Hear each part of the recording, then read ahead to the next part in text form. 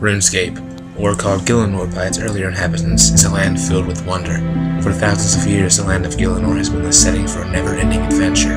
From a war of the gods to the death of kings and the slaying of demons and the unraveling of mysteries.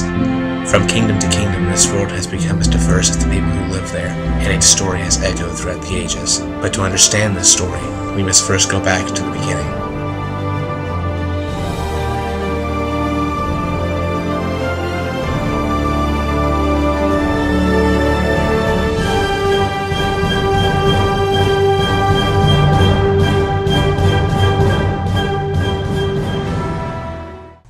The land of Gielinor. Ask a Saradominist, and they'll likely tell you that the mighty god of order descended upon what is now the holy island of Intrana and created the world.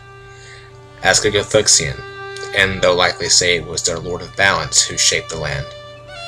However, the truth behind this miraculous, versatile world is much stranger than fiction. What most mortals believe is that Gielinor is the only world that can sustain life, if only that were true.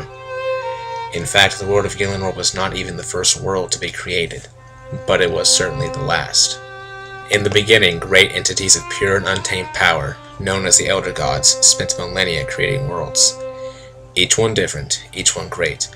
From the Aviansi homeland of the Yabina to the dark, foreboding plain of Fenestre. World upon world filled the universe that these creatures resided in. Yet for all their work, something had been missing.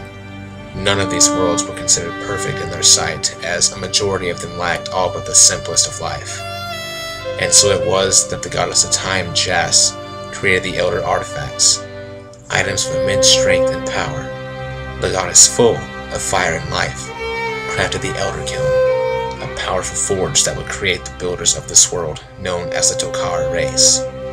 For years, the Elders poured their power and wisdom and strength into this one world, so that it would be that the land of Gielinor was born. Perfect and teeming with nature, its beauty absolute, the Elders would disembark from existence into what is still unknown. Gielinor, for centuries or millennia, as there is no true way of knowing, would remain silent until a stranger finally happened upon it. A young god by the name of Guthix discovered the world after fleeing his own dying one.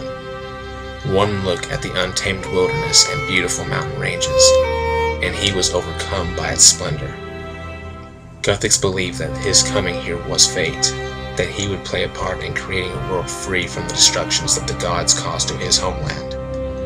Guthix, while not the creator or shaper of the world as many druids would have you believe, did play a vital part in our existence in this land today, for he himself had obtained the use of an elder artifact, known only as the Elder Blade. With one swipe, he was able to cleave his way through dimensions to visit those he had visited on his voyage to Gielinor. From a land where the geography and formations of rock blended almost seamlessly with machines and engineering, to a realm of pure crystalline forests, Guthix proclaimed the beauty of Gielinor. Guthix also utilized something known as the World Gate, and as of yet unknown means of transporting large numbers of things across the multiverse. From dwarves to fairies to elves, gnomes, and even humans, Guthix grew the population of this world. With the elves, however, would come another god.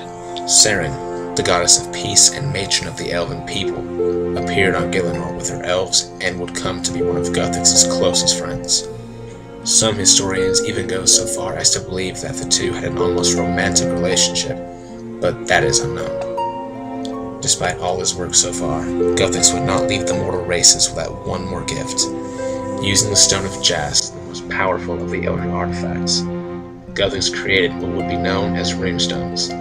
These small bits of rock would become the embodiment of magical powers that could be used by the lesser races, such as enchanting or teleportation.